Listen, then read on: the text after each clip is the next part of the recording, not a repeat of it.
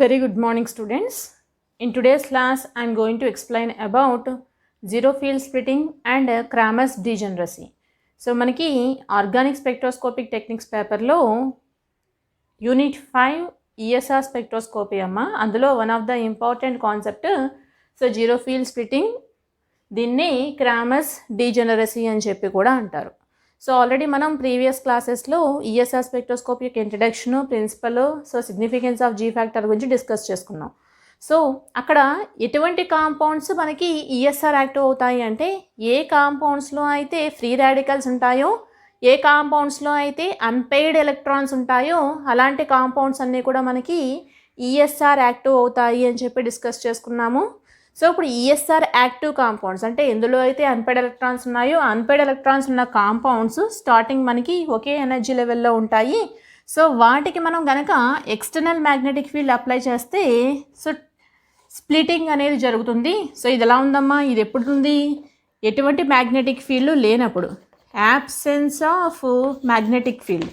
So ఎటువంటి magnetic field లేనప్పుడు మనకి ఈ రకంగా ఉండడం జరిగింది.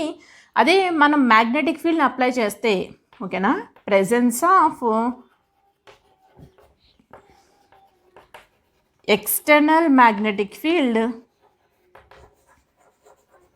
సో మనకి 2 ఎనర్జీ లెవెల్స్ కింద స్ప్లిట్ అవుతున్నాయి.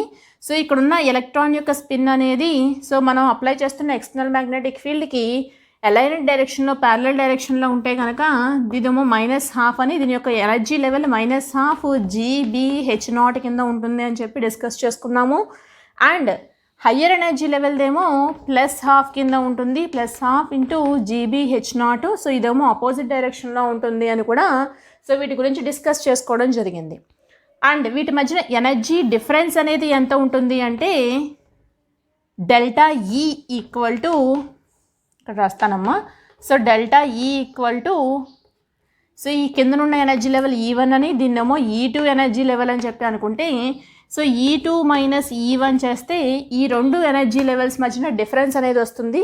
సో E2 ఎనర్జీ లెవెల్ అంటే 12 GbH0 కింద, మైనస్ E1 అంటే -12 GbH0 కింద ఉంటుంది అని చెప్పి సో దీని గురించి మనం డిస్కస్ చేసుకుందాం. సో ఇప్పుడు దీన్ని చేస్తే వాల్యూ ఎంత వచ్చిందంటే GbH0 అనేది రావడం జరిగింది. సో ΔE అంటే దట్ ఈక్వల్ టు మనకి hν అవుతుంది. అండ్ దట్ ఈక్వల్ టు ఇప్పుడు ఏమైంది GbH0. సో దీని నుంచి G వాల్యూ కావాలి అంటే BH0 బై hν/BH0 వస్తుంది అని చెప్పి దీని గురించి డిస్కస్ చేసుకున్నాం. సో జీ ఫ్యాక్టర్ దగ్గర కూడా దీని గురించి మనం చెప్పుకున్నాం అమ్మా. సో ఇక్కడ జీ అంటేనేమో జీ ఫ్యాక్టర్ అని, దీన్నే ప్రపోర్షనాలిటీ ఫ్యాక్టర్ అని చెప్పి, లెండే స్ప్లిటింగ్ ఫ్యాక్టర్ అని చెప్పి అంటారు అని. అండ్ హెచ్ అంటే ప్లాంక్స్ కాన్స్టెంట్, న్యూ అంటే ఫ్రీక్వెన్సీ, బి అంటే బోర్ మ్యాగ్నెటాన్స్, H0 అంటేనేమో మనకి ఎక్స్టర్నల్ మ్యాగ్నెటిక్ ఫీల్డ్ అని చెప్పి సో వీటన్నిటి గురించి కూడా మనం డిస్కస్ చేసుకోవడం జరిగింది. సో ఇక్కడ స్ప్లిటింగ్ అనేది ఎప్పుడు జరిగిందమ్మా, presence of external magnetic field ఉన్నప్పుడు జరిగింది. అండ్ వీటి మధ్యన స్పెక్ట్రమ్ అనేది ఏ రకంగా ఫామ్ అవుతుంది అంటే, ఇక్కడ వచ్చిన ఈ ఎనర్జీ డిఫరెన్స్ అనేది ఎక్కడైతే మనం అప్లై చేస్తున్న మైక్రోవేవ్ ఫ్రీక్వెన్సీకి ఈక్వల్ అవుతుందో, ఓకేనమ్మా.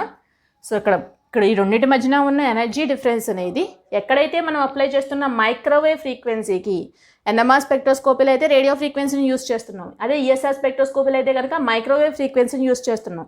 ఎక్కడైతే మైక్రోవేవ్ ఫ్రీక్వెన్సీకి ఈక్వల్ అవుతుందో సో అక్కడ ఏమవుతుందంటే రెజొనెన్స్ కండిషన్ అనేది వస్తుంది. సో మనకి స్పెక్ట్రమ్ అనేది రికార్డ్ అవుతుంది. సో స్పెక్ట్రమ్ అనేది ఏ రకంగా రికార్డ్ అవుతుందమ్మా,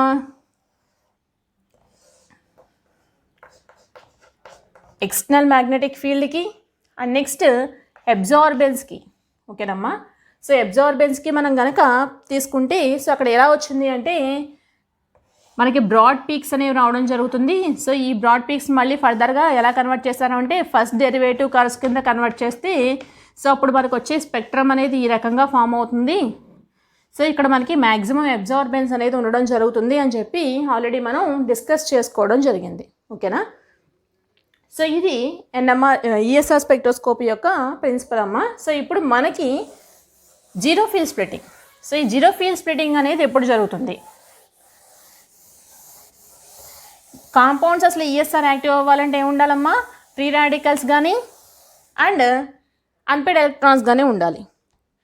ఓకే, సో ఇప్పుడు అన్పెయిడ్ ఎలక్ట్రాన్స్ ఏ కాంపౌండ్లో అయితే మోర్ దాన్ 1 అన్పెయిడ్ ఎలక్ట్రాన్ ఉంటుందో, ఓకేనమ్మా, ఏ కాంపౌండ్స్లో అయితే మోర్ దాన్ 1 అన్పెయిడ్ ఎలక్ట్రాన్ ఉంటుందో అలాంటి కాంపౌండ్స్ అన్నీ కూడా ఏమవుతున్నాయి అంటే ఎక్స్టర్నల్ మ్యాగ్నెటిక్ ఫీల్డ్ని అప్లై చేయకుండానే సో వాటి మధ్యన డీజనరసీ అనేది డిస్టర్బ్ అవుతుంది, అంటే స్ప్లిటింగ్ అనేది జరుగుతుంది. వాటి మధ్యన మ్యాగ్నెటిక్ ఎనర్జీ లెవెల్స్లో ఏమవుతుందంటే స్ప్లిటింగ్ అనేది జరుగుతుంది. మనం ఎలాంటి మ్యాగ్నెటిక్ ఫీల్డ్ని అప్లై చేయకుండానే జరుగుతుంది. సో అలా జరగడాన్నే, ఓకేనా, సో ఎటువంటి మ్యాగ్నెటిక్ ఫీల్డ్ అప్లై చేయకుండా సో ఎనర్జీ లెవెల్స్లో స్ప్లిటింగ్ అనేది రావడాన్ని ఏమంటారు అంటే జీరో ఫీల్డ్ స్ప్లిటింగ్ అని చెప్పి అంటారు. ఓకేనమ్మా, ఇప్పుడు స్టార్టింగ్ ఒకే ఎనర్జీ లెవెల్స్లో ఉన్నాయి. మనం ఎటువంటి మ్యాగ్నెటిక్ ఫీల్డ్ అప్లై చేయకుండానే 2 ఎనర్జీ లెవెల్స్ కింద స్ప్లిట్ అవుతున్నాయి అనమాట. ఎప్పుడు స్ప్లిట్ అవుతుంది ఇది? మోర్ దాన్ 1 అన్పెయిడ్ ఎలక్ట్రాన్స్ ఉన్నప్పుడు. ఓకేనా, సో ఇప్పుడు మోర్ దాన్ 1 అన్పెయిడ్ ఎలక్ట్రాన్స్ అంటే అవి even number of unpaired electrons అయి ఉండొచ్చు, add number of unpaired electrons అయి ఉండొచ్చు. Even number of unpaired electrons అయితే, ఓకేనమ్మా, మనం తీసుకున్నది even number of unpaired electrons containing compound అయితే సో అప్పుడు లోయర్ ఎనర్జీ లెవెల్ అనేది ఎప్పుడు కూడా సో జీరో ఎనర్జీ లెవెల్ అవుతుంది. సో లోయర్ ఎనర్జీ లెవెల్ ఏమో zero and higher energy level అనేది డబ్లీ డీజనరేట్ ఎనర్జీ లెవెల్ ఇది అవుతుంది అనమాట. +or-1 కింద తీసుకోవచ్చు. ఓకేనా, అది odd number of unpaired electrons ఉంటే, even number of unpaired electrons ఉంటే ఎప్పుడు కూడా lower energy level zero energy level zero అవుతుంది. అదే హయ్యర్ ఎనర్జీ లెవెల్ ఏమో మనకి డబ్లీ డీజనరేట్ ఎనర్జీ లెవెల్ అవుతుంది. అదే add number of unpaired electrons కనుక ఉంటే సో 2 ఎనర్జీ లెవెల్స్ కింద స్ప్లిట్ అవుతాయి. సో 2 ఎనర్జీ లెవెల్స్ కూడా మనకి డబ్లీ డీజనరేట్ ఎనర్జీ లెవెల్సే అవుతాయి అన్నమాట. సో ఇప్పుడు మనం ఒక ఎగ్జాంపుల్ తీసుకుందామమ్మా. సో ఎక్కడైతే మనకి ఎటువంటి ఫీల్డ్ లేకుండా, ఎటువంటి ఎక్స్టర్నల్ మ్యాగ్నెటిక్ ఫీల్డ్ లేకుండా స్ప్లిటింగ్ అనేది జరుగుతుందో సో అలా స్ప్లిటింగ్ జరగడాన్ని ఏమంటారు అంటే క్రామర్స్ డీజనరసీ అని చెప్పి అంటారు. దీన్ని జీరో ఫీల్డ్ స్ప్లిటింగ్ అని, సో క్రామర్స్ డీజనరసీ అని కూడా అంటారు. సో ఇప్పుడు even number of unpaired electrons ఉన్న కాంపౌండ్కి ఒకదాన్ని ఎగ్జాంపుల్గా తీసుకుందామమ్మా. సో దానికి నికెల్ +2 తీసుకుంటున్నాను నేను. So nickel +2. సో జనరల్గా నికెల్ యొక్క అటామిక్ నెంబర్ ఎంతమ్మా? 28 ఉంటుంది. సో 28 అంటే దీని యొక్క outer most electronic configuration 3d8 ఉంటుంది. అదే నికెల్ +2 ఆక్సిడేషన్ స్టేట్లో ఉంటే 2 ఎలక్ట్రాన్స్ తీసేస్తే 3d8 ఉంటుంది. సో 3d8 అంటే d ఆర్బిటాల్స్లో 8 ఎలక్ట్రాన్స్ ఉన్నాయి. సో 1 2 3 4 5 6 7 8. సో 8 ఎలక్ట్రాన్స్ ఉన్నాయి. 8 ఎలక్ట్రాన్స్ అంటే ఎన్ని అన్పెయిడ్ ఎలక్ట్రాన్స్ ఉన్నాయమ్మా? స్పిన్ ఎంత అంటే n/2 అని చెప్పి అంటారు spin value. So spin value n/2 అంటే 2/2. ఎన్ని అన్పెయిడ్ ఎలక్ట్రాన్స్ ఉన్నాయి? ఇక్కడ n అంటే number of unpaired electrons, 2/2 that equal to 1. Spin value 1 వచ్చింది. నెంబర్ ఆఫ్ అన్పెయిడ్ ఎలక్ట్రాన్స్ ఎన్ని ఉన్నాయి అంటే 2 ఉన్నాయి. ఓకేనా, అన్పెయిడ్ ఎలక్ట్రాన్స్ ఎన్ని ఉన్నాయమ్మా? 2 ఉన్నాయి. అంటే even number of unpaired electrons అనుకుంటాను.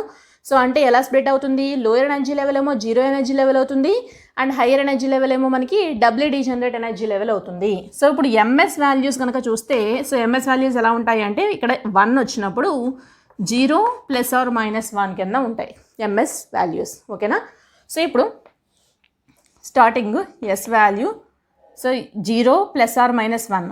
సో ఎంఎస్ వాల్యూస్ 0 +or-1 అన్నీ ఒకే ఎనర్జీ లెవెల్లో ఉన్నాయి. సో మనం ఎటువంటి ఫీల్డ్ని అప్లై చేయకుండా సో ఏమవుతున్నాయంటే 2 ఎనర్జీ లెవెల్స్ కింద స్ప్లిట్ అయినాయి.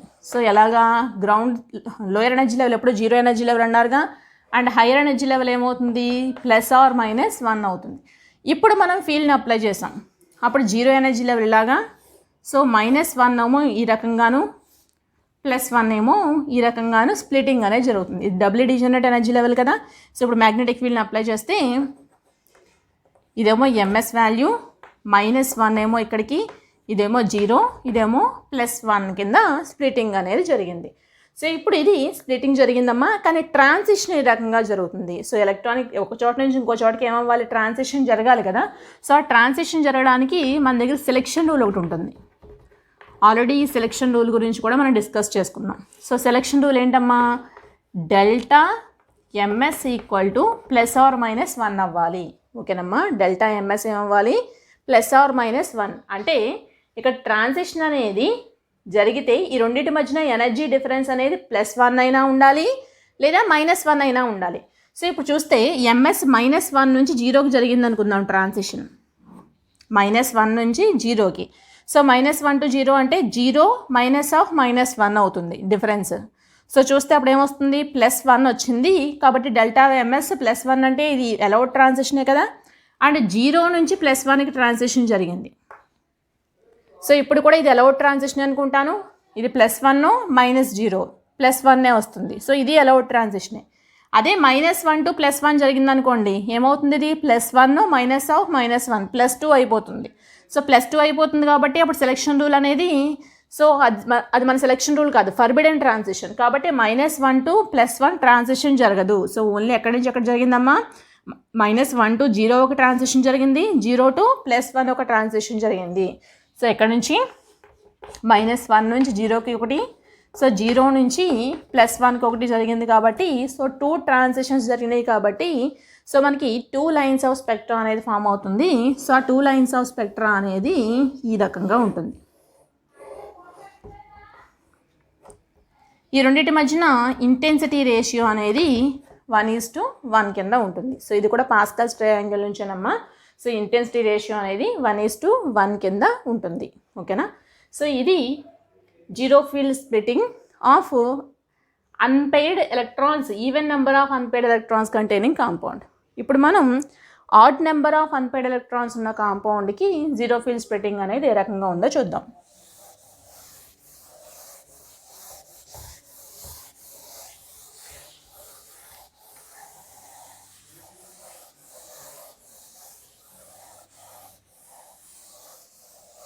సో మనకి odd number of unpaired electrons containing కాంపౌండ్కి ఎగ్జాంపుల్ కనుక తీసుకుంటే క్రోమియం +3 తీసుకోవచ్చమ్మా. So chromium +3. So chromium electronic configuration ఎంతమ్మా, 3d5 4s1. సో ఇందులోంచి ఇప్పుడు మనకి క్రోమియం +3 కావాలి అంటే 3 ఎలక్ట్రాన్స్ రిమూవ్ చేయాలి. సో s ఆర్బిటాల్ నుంచి 1 ఎలక్ట్రాను, d ఆర్బిటాల్ నుంచి 2 ఎలక్ట్రాన్స్ రిమూవ్ చేస్తే so 3d3 4s0. So 3d3 configuration.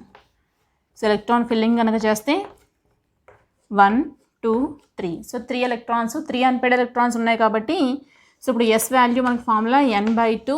So n అంటే number of unpaired electrons. So 3 unpaired electrons కాబట్టి 3/2. డెల్టా ఎంఎస్ వాల్యూస్ ఎలా ఉంటాయి అంటే +or-1/2 +or-3/2 కింద ఉంటాయి. సో ఇప్పుడు అన్నీ కూడా స్టార్టింగ్ మనకి ఎంఎస్ అన్నీ కూడా స్టార్టింగ్ మనకి ఒకే ఎనర్జీ లెవెల్లో ఉన్నాయి. +or-1/2 +or-3/2 ఎనర్జీ లెవెల్లో ఉన్నాయి. సో ఇప్పుడు మళ్ళీ ఎటువంటి ఫీల్డ్ని అప్లై చేయకుండా మనకి ఇలాగా 2 ఎనర్జీ లెవెల్స్ కింద స్ప్లిట్ అయింది. లోయర్ ఎనర్జీ లెవెల్ ఏమో doubly degenerate energy level, and higher energy level కూడా మనకి doubly degenerate energy level. So దీని నుంచి ఎంఎస్ వాల్యూస్ ఇక్కడ ఎలా ఉన్నాయి అంటే +or-1/2, ఇవి ఎంఎస్ +or-3/2 కింద స్ప్లిటింగ్ అనేది జరిగింది.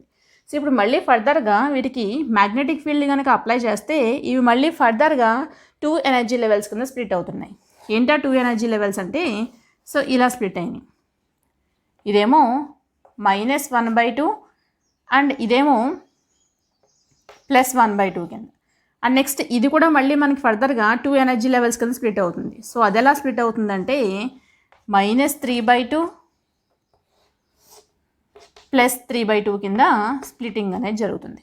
ఓకేనమ్మా. సో ఎలా స్ప్లిట్ అయింది, ఇది -3/2 కింద +3/2 కింద. ఇప్పుడు ట్రాన్సిషన్స్ ఏ రకంగా జరుగుతాయి, మనకున్న సెలెక్షన్ రూల్ ఏంటమ్మా,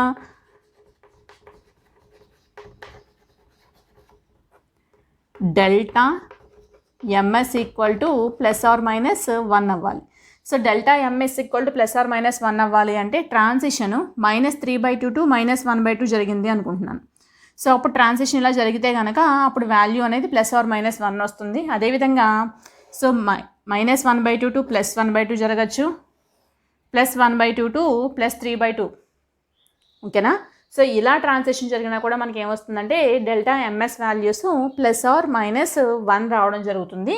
సో ఈ 3 ట్రాన్సిషన్స్ మాత్రమే మనకి పాసిబిలిటీ ఉన్నాయి కాబట్టి సో ఎక్కడి నుంచి ఎక్కడికమ్మా ఫస్ట్ ట్రాన్సిషను సో -3/2 టు -1/2 ఒక ట్రాన్సిషన్ జరిగింది. And next second transition -1/2 to +1/2 ఒక ట్రాన్సిషన్ జరిగింది. And next third transition +1/2 to 3/2 +3/2. So ఈ 3 టైప్స్ ఆఫ్ ట్రాన్సిషన్స్ ఛాన్స్ ఉన్నాయి కాబట్టి ఇక్కడ మనకి 3 లైన్స్ ఆఫ్ స్పెక్ట్రా అనేది ఫామ్ అవుతుంది. సో ఇది ఎలా ఉంటుంది అంటే